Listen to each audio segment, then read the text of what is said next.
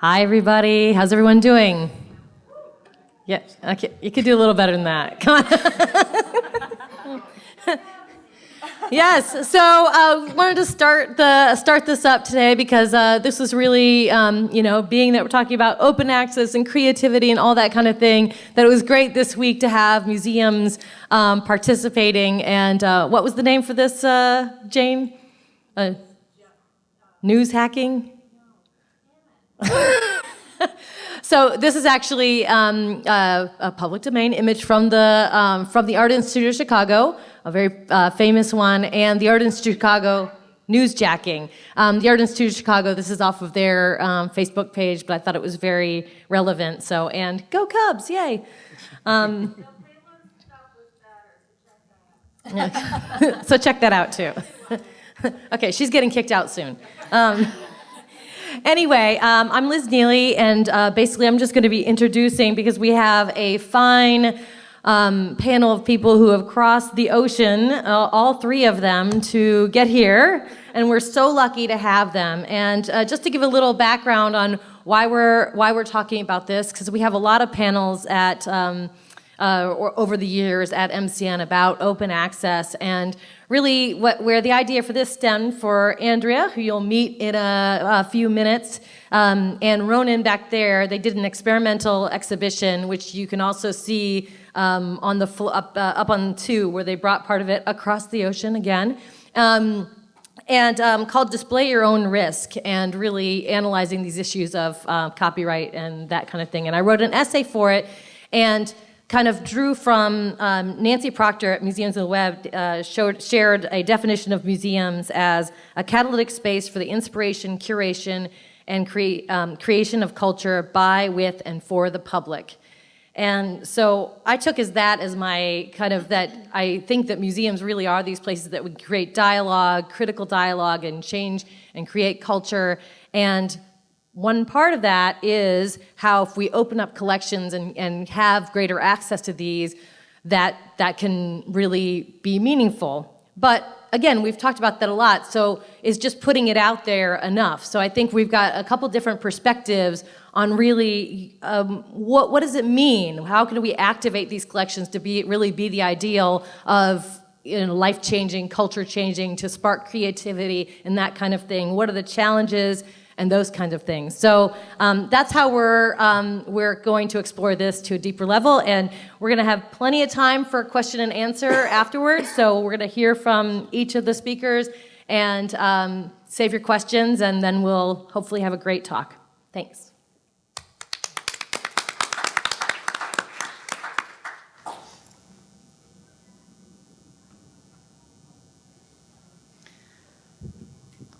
Good afternoon, everybody. I'm Merete Sanderhoff from the National Gallery in Copenhagen, Denmark.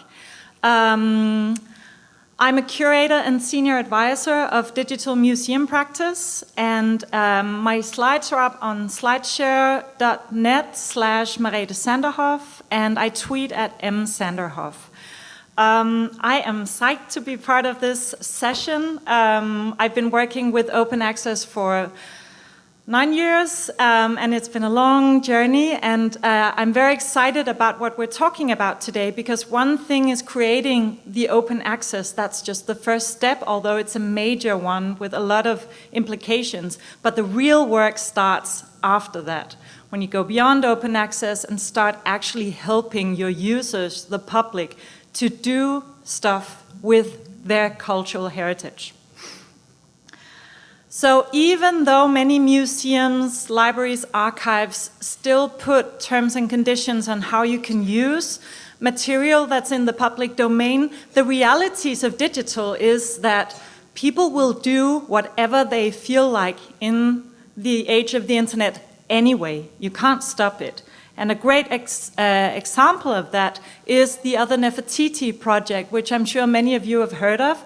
2 artists went into the Neues Museum in Berlin, which has the Nefertiti bust, famous cornerstone of Egyptian cultural heritage, sitting there in Germany. They won't lend it out to Egypt because it will break if it travels. They won't share their 3D scan of the bust with the public because of licensing issues.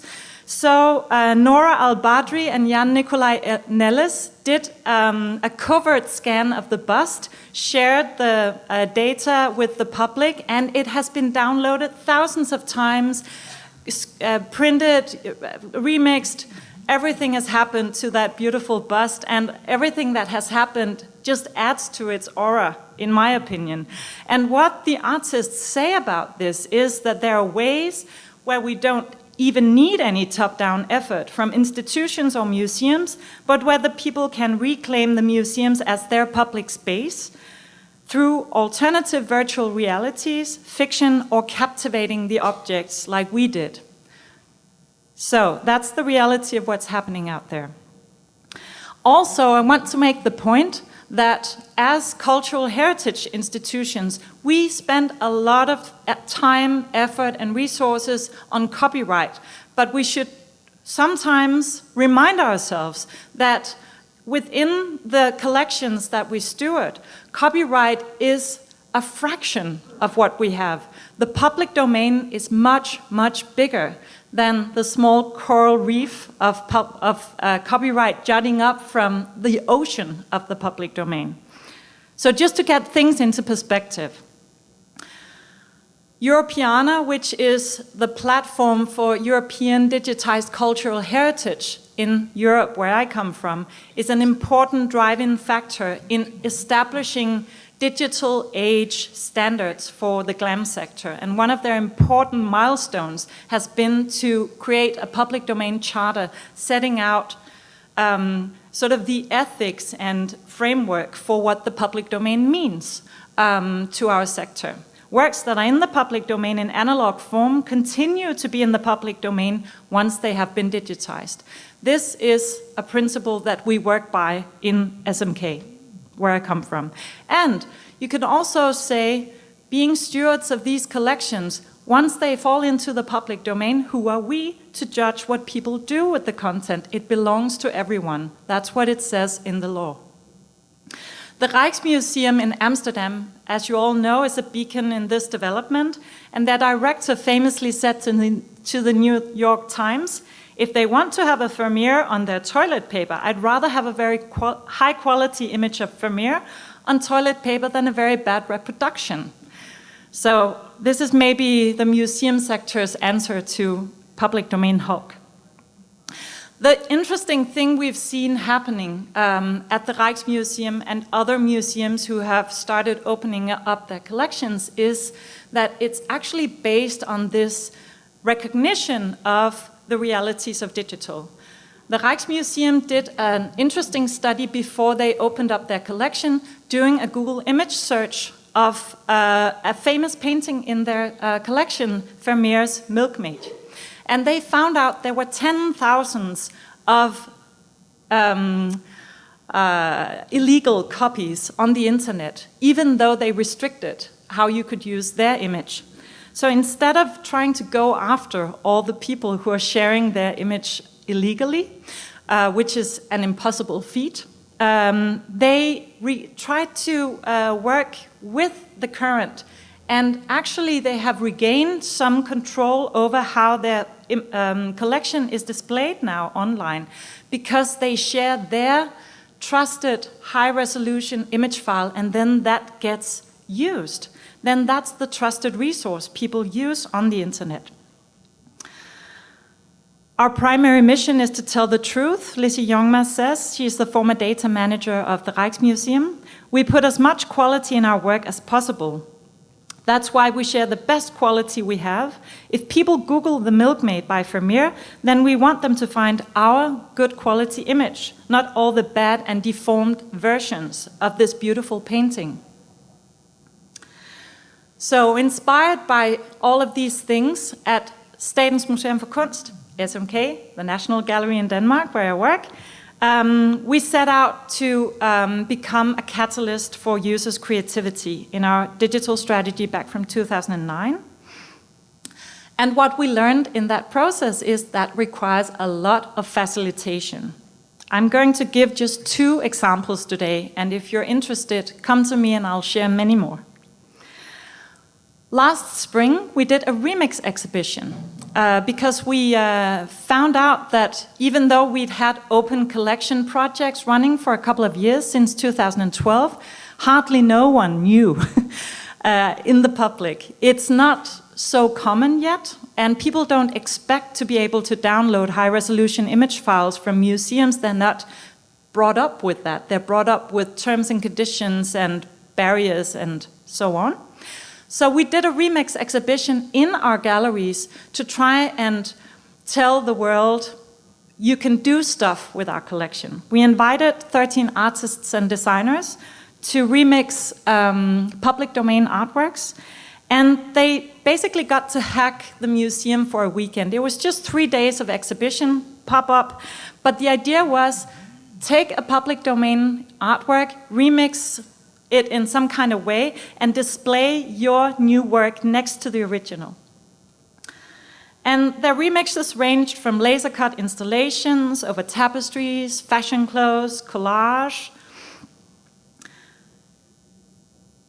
to a projection of 22 Golden Age painting skies in the ceiling, sort of opening up the museum towards the sky. It was really beautiful.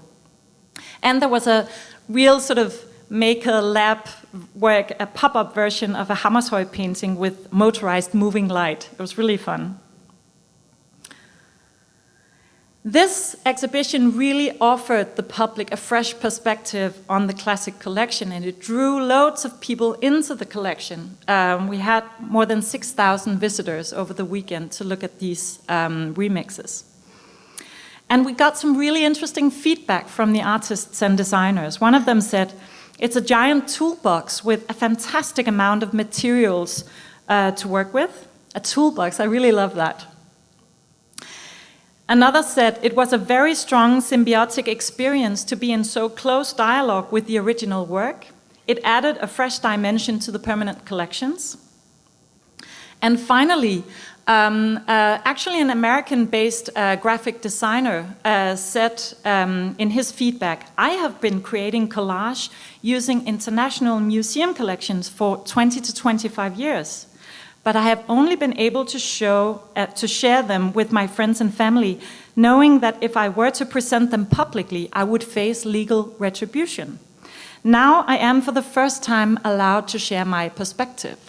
So this is a guy who has been doing these collages first as just cutouts from art books for many years. Then came, digitization. He started working in Photoshop, but he couldn't show them to anyone. Now they're up on his website. You can order prints of them.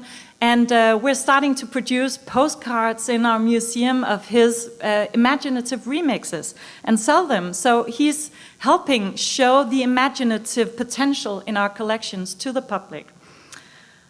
So these are just some of the examples of that. He remixes public domain artworks with torn up posters he has photographed in the New York subway. It's amazing work he does. Beautiful stuff. So amazing things can really happen when you let go of control and let people play.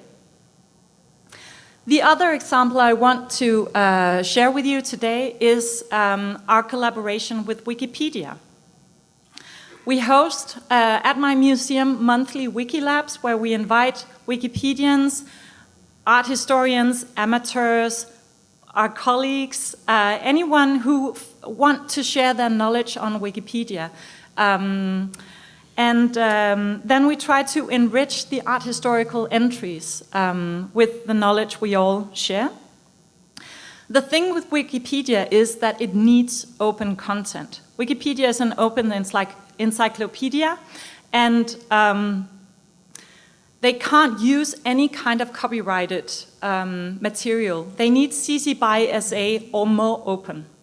And this is why it's such an opportunity for museums with public domain collections to work with that platform, because let's face it, we will never have as many people come visit our own websites and domains as people who will go to Wikipedia. So it's an amazing opportunity to draw users we will never get in touch with to the knowledge we have, the resources we have, and Wikipedia always links back to the source. We have monthly meetups here, and we organize editathons too, and we really see the impact of this. So the artist of the month, recently, for instance, you can see how the article grew by being taken loving care of by this community. So of course there are some interesting things we need to learn as museum professionals when we embark on using Wikipedia as a publishing platforms, because there's a lot of rules in Wikipedia that we have to learn, but the impact is really worth it. Alone in 2015, SMK Images got 20 million page views on Wikipedia. Michael Edson, who used to be the Web and New Media Manager at the Smithsonian, said prioritize Web and New Media programs in proportion to their impact on the mission. So this is really something worth considering, that we do so many things as museum professionals. Where is the impact bigger? Put resources there. One of my colleagues in Denmark is also fostering interesting thinking when she says, I wish we would measure cultural heritage on learning and happiness. Sometimes the normal metrics, the usual metrics we use, are not enough to capture the kind of impact we can have on the world when we open up our resources and let them be tools in the hands of users. What does that really do for citizens' sense of participation in society and culture to be enabled like that? I'll end with a note from my director, Mikkel Bo, who says in a blog post, with our digitized collections, we can support people in being reflective, creative human beings. But the precondition is that cultural heritage is common property and that each and every one of us can use it for exactly what we dream of. Thank you.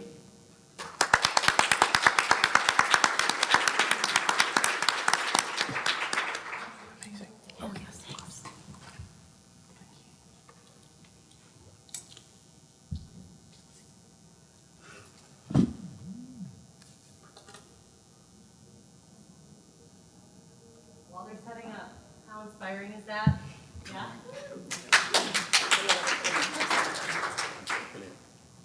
You can tell I'm getting old. I need someone to help me wrangle the technology. So I'll do it, don't worry. Okay. So I'm going to talk to some of the things that Merete was commenting about. She introduced Europeana to you, but she also introduced that idea of all these events, and that last idea, which was how do we show that those engagements, the way that people are using our collections, are benefiting them? Can we demonstrate those areas of enjoyment and learning and all those different ways of thinking about this? And this is why I wanted to present to you today an impact case study from Europeana. So I've been working with the Europeana team since probably around about 2012, when I established something called the Balanced Value Impact Model as a mechanism for measuring the value and impact of digitized heritage-based collections.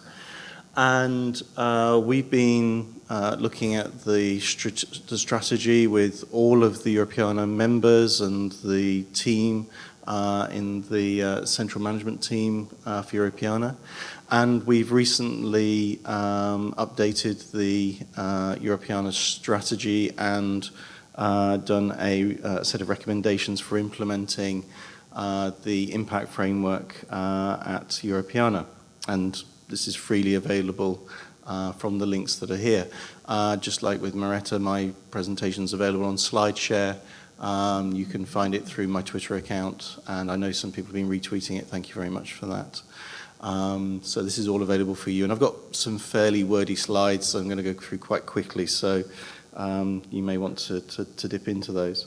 So impact is a heightened form of evaluation that seeks to measure beyond performance or success indicators to, and I emphasize this, demonstrate the measurable outcomes that can demonstrate a significant change for people affected by the existence of Europeana and its activities. Now, we're not assuming that everything that Europeana does is going to be wonderful for everyone.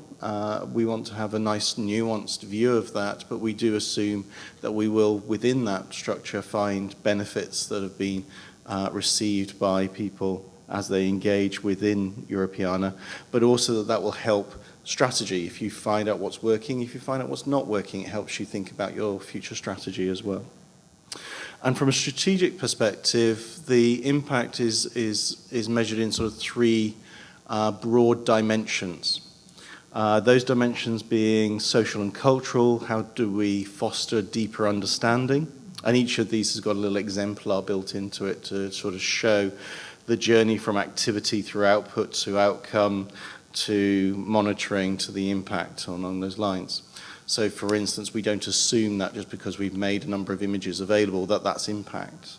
That's an output which then need to lead then to outcomes such as the events or the sort of making that you've heard from Merete that then leads to the impact.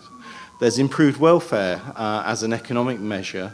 There's innovation and the value of the network. Europeana is a network of members. And so one of the things that is key about that is how does the sharing of metadata, how does having a standard for building CC0 into your collections, how does having an open API benefit everyone in terms of the innovation that can be fostered around that in terms of that influential innovation network. So what we do from an impact perspective is we kind of flip it so that we're not trying to measure the impact of everything all at once, because obviously that's too big. But you start looking at individual projects or individual collections or individual activities and saying, if we look at those big three broad areas and then focus through these lenses of value, how do we then able to pick out in a more specific way the values and benefits and therefore the impacts that we are achieving? And so based again on the balanced value impact model but modified for the benefit of Europeana, we look at this through the perspectives of utility, learning, existence, community and legacy, and I'll explain these briefly in a second. So the case study I'm going to talk about today particularly, and again all this material is freely available on the web for you to access, is the Workers Underground and Impact Assessment Case Study, Europeana 1914-1918, and so therefore relates specifically to World War I based materials around that environment.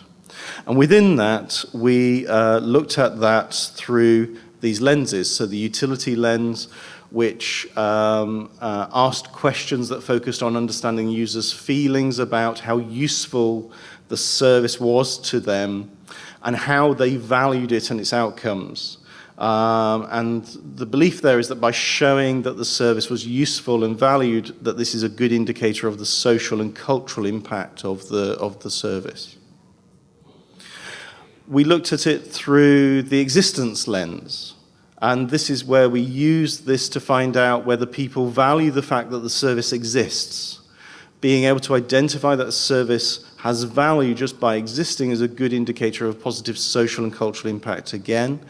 And this is where you're seeing people valuing something even if they don't personally use it. I imagine that most of your museums have this same existence value. Whether someone comes into your museum or not, they probably value it for their children, for their grandchildren, for their relatives, for other people who are having benefit from it. This is a value that we wanted to look at. Oh, hang on, what's happened there? Ah, there you go. Me and a Mac don't get on really. The legacy lens. So the legacy lens is to question users on how they felt about the importance of inheriting, sharing, and bequeathing the experience and knowledge gained from using the resource and service. And so this really takes their experiences beyond their own time and environment and sort of looks to the future whilst reflecting on that bequest and legacy from the past that's implicit in those materials. And we also looked at it from the learning lens, so to increase our understanding of their expectations and experiences and their learning from using the service, sharing of information through education to Europeana is a clear indicator of social and cultural impact, again, along those lines. And community, so this one's maybe somewhat obvious, but there's an area here in which the value that people feel in being connected to a community, learning about the First World War and the services that were behind those, but also we detected a strong sense of community surrounding the subject of the First World War, that people coalesced around that as a subject, particularly because we're right in the middle of that 1418 centenary period, you know, in terms of how that engages. And so the experience of actually being part of this community is a positive contributor to people's sense of place and community and their position within that. So, having gone through this process of working on each of those perspectives, what you then need to do is put it all back together in a narrative that you can present to someone else, to enable us to tell the story of the impact. And within this context, we actually created a video, and I'd quite like to show that to you now because we just have enough time for that. So. Now, while the video is loading, the video is in a non-English language, but it does have subtitles. What you'll see as the video progresses, if I can just pause that for a second. What you'll see as, thank you very much, that's brilliant. What you'll see as the video progresses is this combination of the use of personal stories and personal narratives with numeric data and quantitative data. So it's really important in these sorts of impact narratives that we don't just rely on a big number, but that we personalize the difference that we've made to people's lives through having them attest to that benefit that they have gained. And then the numbers together with that make for a more powerful message. So I hope that this comes through in the video. Let's see how we go.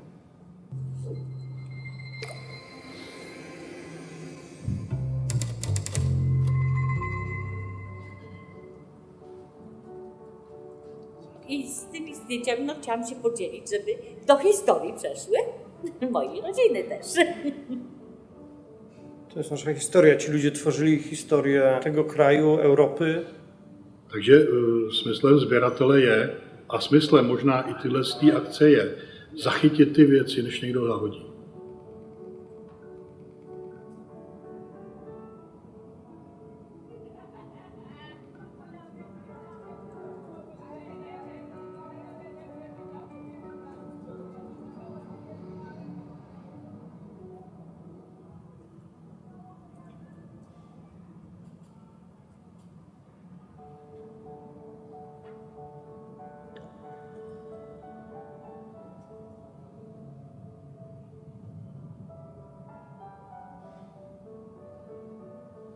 To jest historia mojej rodziny, to jest historia wielu ludzi, to jesteśmy powiązani wszyscy, tak?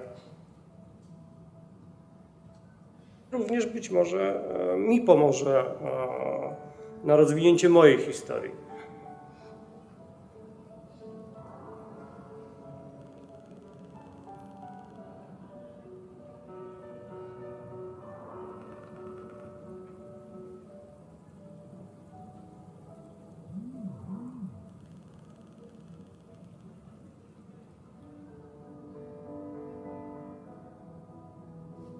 Ta mládež, která to nepozná, by šli raději do války, tak aby do války radši nešli.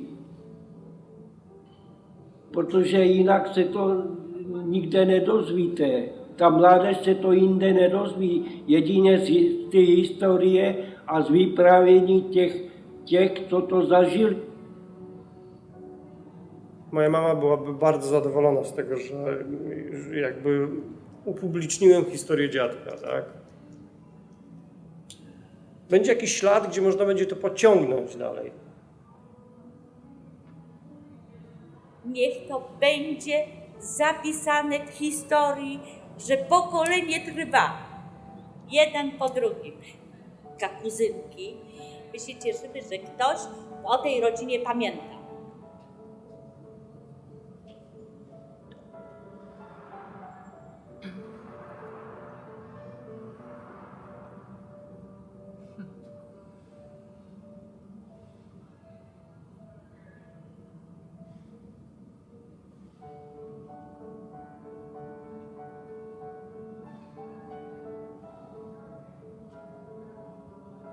Využít ty materiály k nějakým natáčením pořadů o té době té první světové války. Studenti historie můžou z toho vycházet jako ze zdroje při psaní svých diplomových prací nebo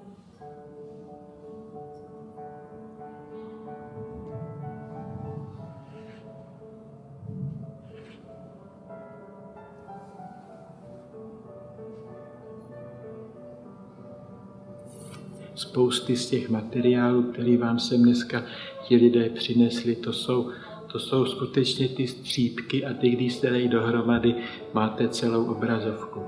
Jo, jak to skutečně vypadalo.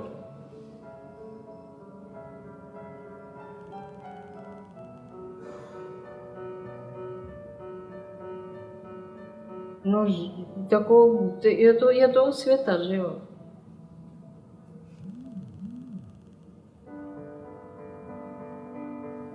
Ktoś, kto nie zna historii, nie wie, kim jest. To, co nas łączy, to jest właśnie historia. Niezależnie, czy to jest rodzina, czy to są znajomi, czy to jest Polak, czy to jest Niemiec, czy to jest Holender, czy to jest Francuz. Więc ta historia to jest takim fundamentem, która buduje, nie wiem, przyjaźń, więź, szacunek, godność.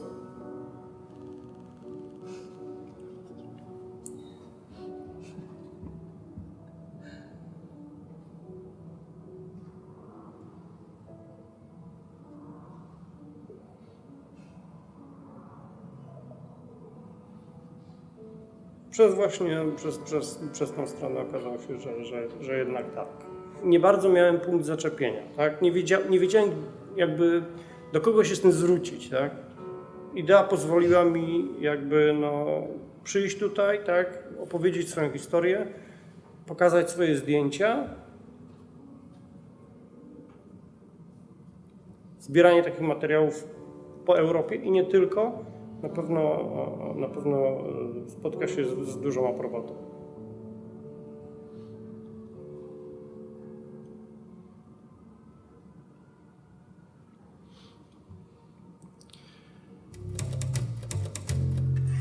So we're just going to go through the credits, and I won't make you watch all the credits, but just to note there's an awful lot of people who were involved in the making of this, both in terms of the gathering of data, the analysis of that data, the working on building a video of this kind, but one also saw the sophistication of those people in terms of their perceptions, the value they put on sharing, the concept of a shared history, a concept of knowing our history as a way of understanding ourselves, all of those sophisticated insights that they were able to bring to this collection, not the other way around. And that's probably one of the most important aspects here is that understanding that when we engage with our communities, they give us so much more than we give them. Thank you very much.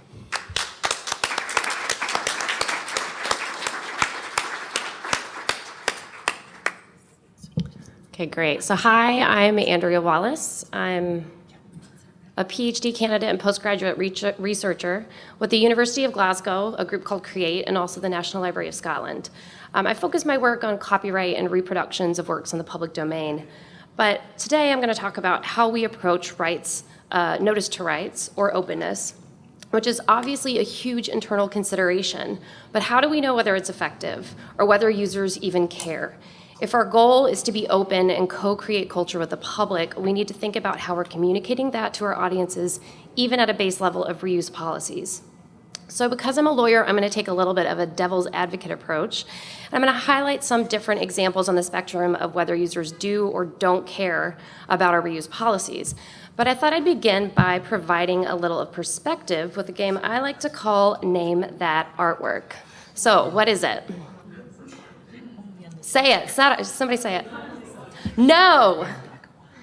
This is an original RMN Grand Palais and Michel Hurtado. It's titled X2000_84749_11-564761.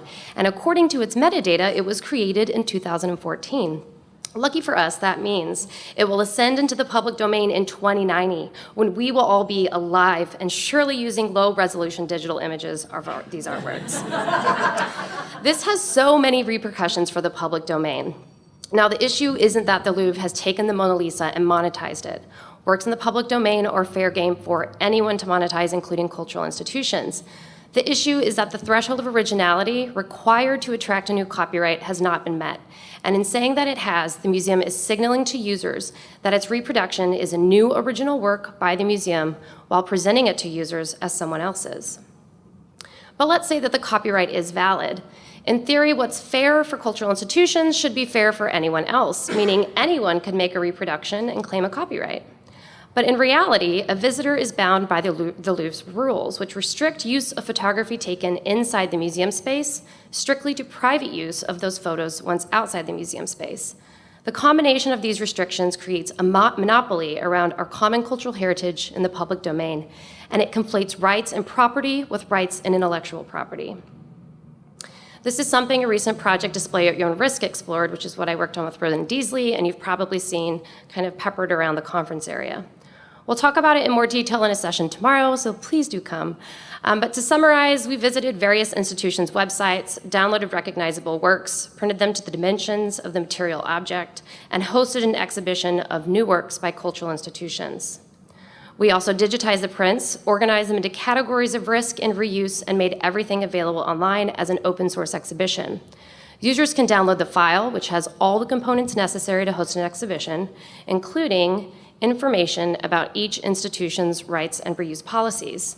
You can probably imagine the level of detail required to provide users with the policy information for each digital surrogate, but that's the state of rights and reproductions that we're currently operating in. The majority of cultural institutions still claim rights in the reproductions, and in the process, they're not making it clear to users what that means. But what if nobody cares? We all know users are going to go to our collections regardless of what our policies say they can and can't do and use them. I've collected dozens of examples of these in my research. Perhaps you're familiar with Medieval Reactions, a Twitter marketing account created by a 19-year-old, which amassed more than 400,000 followers in its first 6 months. It takes images from institutions' websites and pairs them with witty captions, some very relevant, using them in violations of the policies, especially since its use is commercial. And the account has been so popular and effective, it's been ripped off more than once. When asked about the copyright accounts, the original creator responded that it was fair game and offered some pretty prolific words. If you're putting it out on the internet to tens of thousands of people, you cannot expect people to save it, or you can't expect people not to save it and redistribute it. That's not how it works. The internet is just like that. The only way to get around it is to make sure that you keep on top of yours and make sure it keeps getting bigger. So maybe users don't care, and there's nothing we can do to make them care because they have a dramatically different concept of fair use and dissemination over the internet. Depending on how you feel, the Ugly Renaissance Babies Tumblr is either a best or worst case scenario of what happens when we lose control. Anyone can submit a post, meaning there's no quality control or reassurance that the works are being used appropriately or cited. Indeed, this caption makes no mention whatsoever of the title, artist, source, or where the work is held, and it's one of many like it. And when you put the image into reverse engine search, the first return is Ugly Renaissance Babies. The second is a BuzzFeed article, but luckily, BuzzFeed cites the source, but oh wait, it's Ugly Renaissance Babies. So I went through 10 pages of returns in Google, and I could not find the original source, probably because this image is cropped down, which is another total loss of control nightmare. But we all know that users do care in reality, and these viral social media accounts are actually proof of that. And there are several wonderful examples, which Merete talked about today, especially of fantastic initiatives that go beyond an open policy. But most reuse policies are drafted in dense legalese.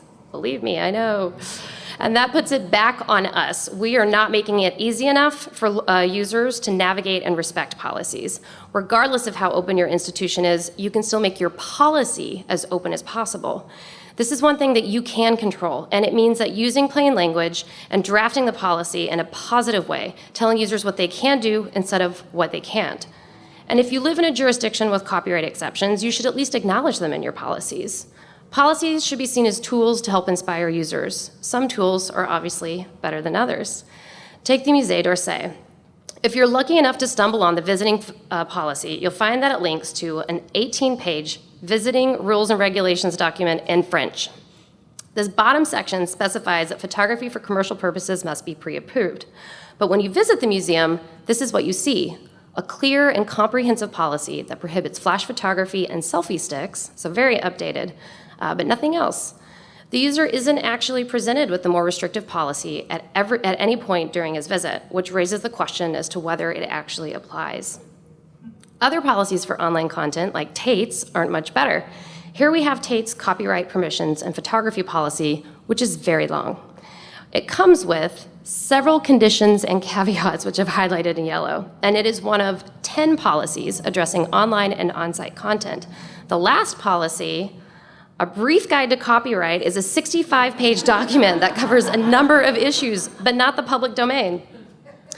It's increasingly clear that users do care what policies are, but they don't necessarily agree with them, and in some cases, they can get pretty mad about it. In fact, most of my conversations about respecting rights claimed over reproductions take place among academics or heritage professionals, wondering when the issue will, if ever, get sorted out.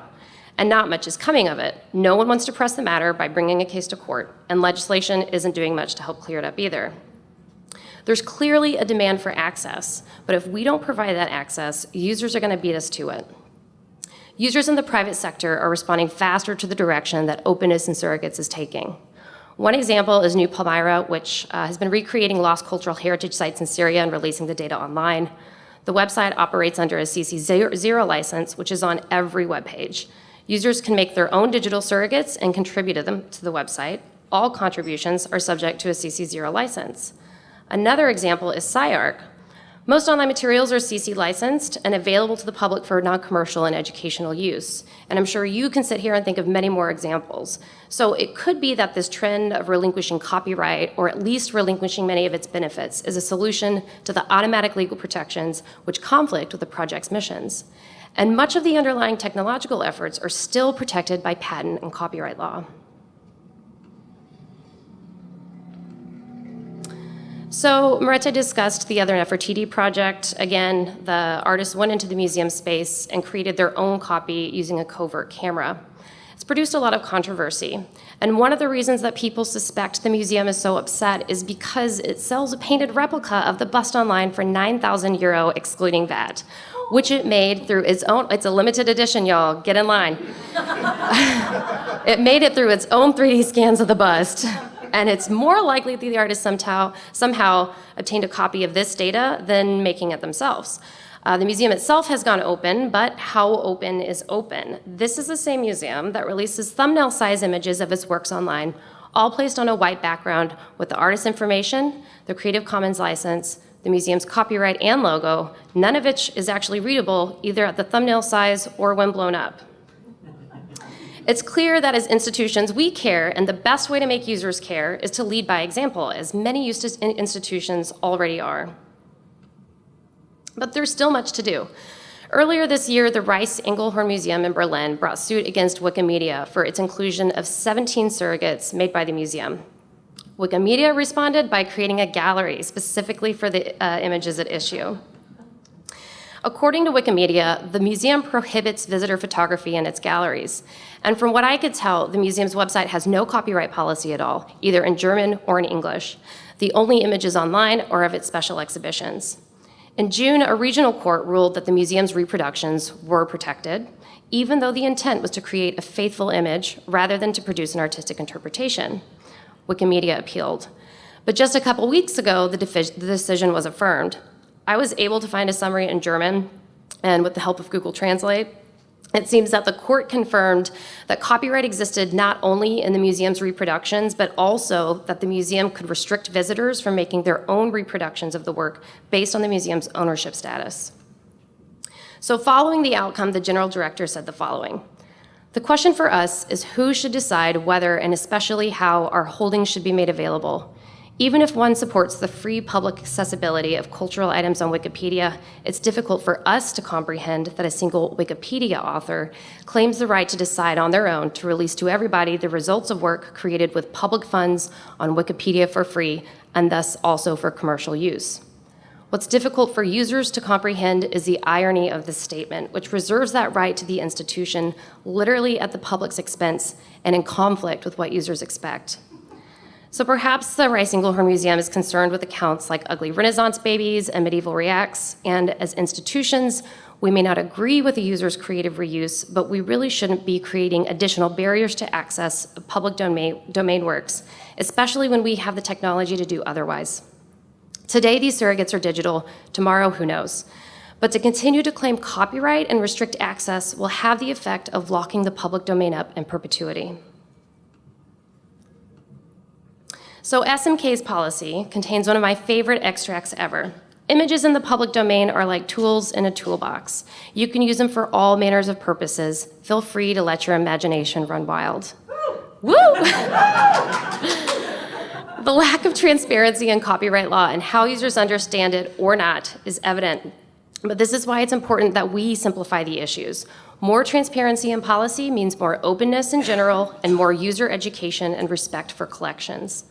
Whether or not users care will always be up for debate, but we need to accept this reality and focus our efforts on trying to contribute to the most positive kinds of user interaction. The bad stuff will always happen, but the opportunities for cultural institutions to cultivate and nurture creative reuse overwhelms that possibility and makes it all worth it. So, now for your Oprah moment of the day. Don't go reaching under your chairs. All you have to do is go to this website and download the exhibition file for display at your own risk. All of the prints that you see here are going to be given away at some point during the conference. So you could take home your own original Museum of Modern Art or your own original whatever. There's a bunch up there. Go enjoy them. But do please download the exhibition file and come to our talk tomorrow on rights and reproductions if you're so inclined. Thank you.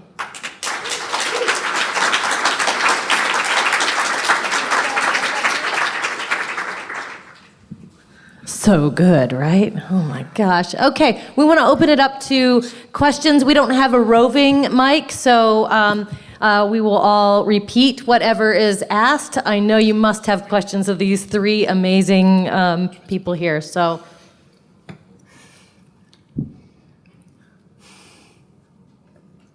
How do you deal with the problem that we keep running into, which is that the rights and reproduction stuff, there are the legal barriers, but also the relationship barriers with the galleries and artists who are more restrictive, perhaps, than fair use would let us?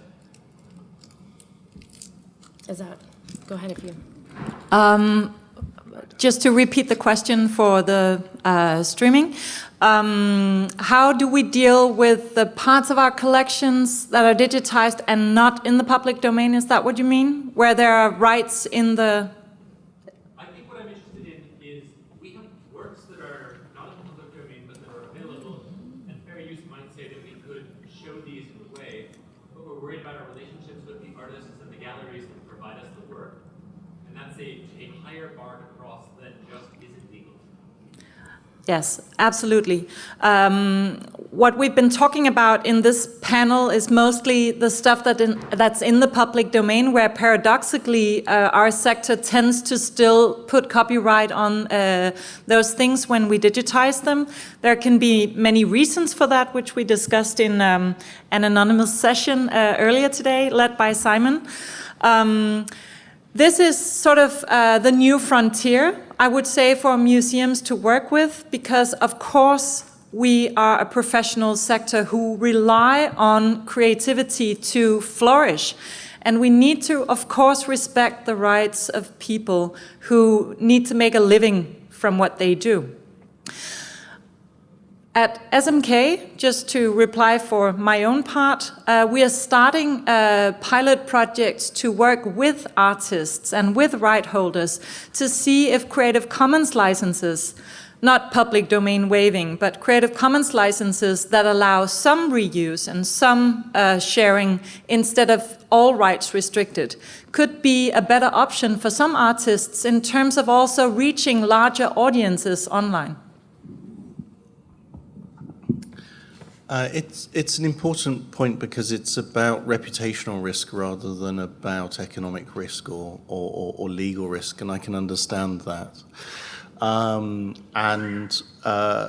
We're also seeing differences in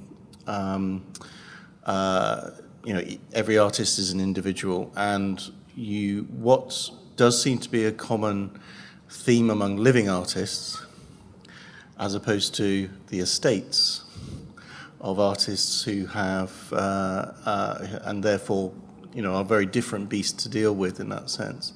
But with living artists, they want to see that you're treating their work with respect and you're treating others' work with respect. And that there's a clarity to the way in which materials are made available. So I think Andrea's point is very important here, that the more we fog up what an artist thinks is going to happen with their work, the more suspicious they're going to be, and actually it damages your reputation more than being open about what you're attempting to do and the sorts of uses that are there. It may well be that the problem here is not so much living artists as the estates of recently dead artists. I've been coming to MCN since 2002, and I met Mickey Carpenter from the New York MoMA way back when, and she had this saying, which was, there's three types of artists: there's the living, the dead, and the good and dead. And she was always very pleased about the good and dead because it made her life so much easier. You've all got a lot more experience than I have, but for those museums that I've talked to, it's often not the living artist that's the problem. It's not the good and dead artist that's the problem. It's the dead and their estates that's the problem here more than that. So I appreciate your pain. I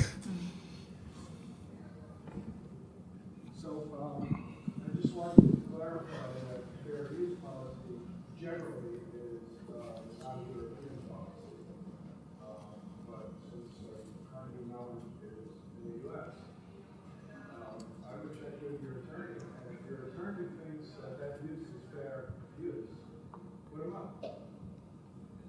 I'll just repeat what Alan said. Fair use rules only apply to the US, not to Europe. Sad face. But check with your attorney if she or he thinks that fair use applies to the thing you want to do. And if your attorney says yes, try and do it and see what happens. So, Alan Newman. Okay, Chloe was next, and then we'll do Erica. First of all, thank you for the presentation and for all your leadership in this area. It's really fantastic. Yeah. Question for you guys. When it comes to bringing curators and the museum along in this kind of decision to go open access, how, in terms of models of just kind of like doing it and asking for and apologizing later, versus getting everyone on board first, what have you seen being successful in terms of critical mass to say, okay, let's go for it now, knowing there'll be some internal resistance, but once the door's open, the door's open. I mean, I would say from a personal perspective, that's the attitude that we took with DAR. We were just like, are we going to get in trouble? Is anyone going to get mad at us? Are we going to get cease and desist letters? What's going to happen? And we just went for it. And we've gotten great feedback. Most of the people who were contacting us to say, oh, this is a great project, are actually from the museum sector. So I think that everyone is behind this initiative. Kind of the lead by example thing, it applies from a cultural institution to a user perspective, but it also applies from a cultural institution to a cultural institution perspective.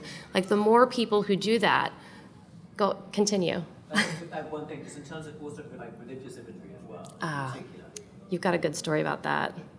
Oh yes, I do. Oh, yeah. Different religions. I mean, just I think of people whose collections span Islam, Islam, Hinduism, Buddhism, Christianity, and people using those images, which fall under public domain, in creative ways. Yeah, I mean, I think I could reflect one of the things that came from this morning's session, which was that was there in the 2004 report I did on American art museums and for the Mellon, which looked at charging models, and that was that the silos of power and influence within museums are still very much evident, and so you might have one part of a museum which is making deals, contractually binding deals, which bind the rest of the museum, even though they're trying to do something for their part of the activity, whether that's the library or the education or the marketing part. Suddenly what they've done is they've done something which actually binds everyone and constrains open access strategy and policy. So I think, you know, there's a lot of history of parts of museums just getting on with stuff and then that committing the whole museum, but that can be a negative as well as a positive. It doesn't always work in terms of both directions. And I mean, I guess I would just add to that, copyright is a very Western perspective. So when we apply that to different types of materials that don't fit the Western perspective of what should be in the public domain or copyrightable, you know, we really have to be sensitive about those issues. One thing that I find on a regular basis is once you explain that to the public or you make that clear, they're so much more accepting. It's kind of like this aha moment. And that's another opportunity for public education. So, you know, recognizing the balance of that, but then also making sure that as part of our missions or whatever we do on a day-to-day basis, that we communicate why those restrictions are there, I think is also really important. I'd like to add just one thing to Loic's question, whether to just go ahead and do these things or and apologize later if necessary, or getting everyone on board. We started at SMK with a tiny sample of the collection, and we got a mandate for that, but it was just 160 images from our 260,000 work collection. And that is something that's pretty easy to get permission to do because it's such a tiny pilot. And the power of example just beats the endless discussions you can have over these issues because it's new ground and it's difficult to know how it feels. But once you've sort of dipped your toe, then you see what it actually means. And we just saw so many great things that we could base our public domain policy on that tiny pilot project. That's one thing I wanted to say. We've been working bottom up. The other thing about what about things, objects from other cultures than the Western, where there can be culturally sensitive content, how to deal with that. When you place collections in the public domain, you can actively help by guiding people on using them respectfully. There's nothing stopping us from taking on that responsibility. And Europeana has developed a set of very easy to use, actionable guidelines on how to fully use public domain content. We have applied those to the content we have online at SMK, and it's a great leverage for that problem as well. So my question was not so much about shifting institutional perspectives, because I think that institutions are starting to equate online dissemination of their imagery with money, and so they don't feel like they need to monetize the dissemination of those images in any kind of real visual way. But I'm wondering about rights-holding organizations like ARS and VAGA, because I noticed that their terms of use in terms of how they define things like impressions are so archaic compared to how the digital landscape actually functions. And if any of you are aware of changes in the vocabulary around these issues, or if there's anything that we can all be doing to advocate to change that. Not me.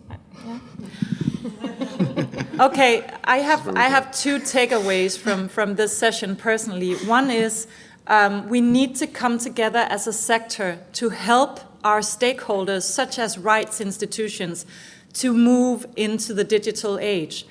They're not necessarily going to do this on their own incentive. So we need to help and guide them and have an open dialogue with them about what this means to the audiences we serve, and can it really be true that we keep maintaining, upholding these rules and regulations that are from an age without digital media.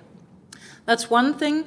The other thing is actually going back to the question about what about the in-copyright material that we should also be helping the audiences out there meeting, because otherwise we'll create this famous or infamous black hole of the 20th century in our history writing. So we can't let that happen as stewards of history collections. So again, I would encourage us to come together as a sector and try and tackle these problems together. We can't do this individually as small agents in scattered institutions. We need to address this as a community. Okay, one more thing, and then we're out of time. Sorry about that. Just one more thing to add, which is the deal you do with them is the deal you do. It's not written that you can't change that deal, or that the deal can't have different clauses in it. But also, one of the big motivators here, if it is money, is remember that we're now getting to the position where organisations, whether that's research councils in the UK, whether that's the Wellcome Trust, whether that's the Mellon, whether that's NEH, IMLS, Ford, etc. Before they give you money, they want you to demonstrate that the outcomes of that money is going to be open. And that's much bigger money than the other money. So you might want to be thinking about those pressures as pressure points you can bring back to your senior management as justifications as well, that there are financial incentives for this. And there's one point there I'll cede the floor to. Do you have anything else to add? And then Alan Newman has one. I'm just going to throw this back to Simon. Those of you that are new to this, Simon did two incredibly valuable essays for the Mellon Foundation on charging models in Europe and charging models in the States, where he demonstrated that it actually costs more to collect the money as to give them away. And think of the goodwill that you're going to get when you give them away. You can't buy that. Well, I want to thank these three wonderful professionals that we have up here for coming to MCN and sharing your perspectives. So let's give them a hand.